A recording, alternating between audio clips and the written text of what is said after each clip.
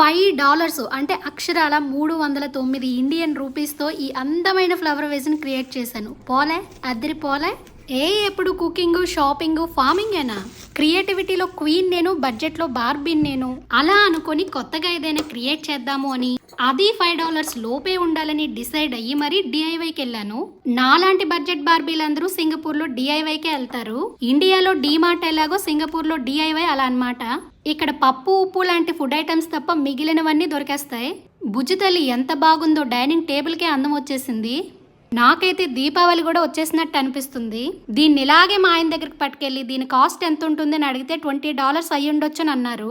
ఇలా విడివిడిగా కాకుండా ఒక సెట్ లా కొంటే దీని కాస్ట్ ఎంత ఉండొచ్చు అనేసి కిందన కామెంట్ చేయండి.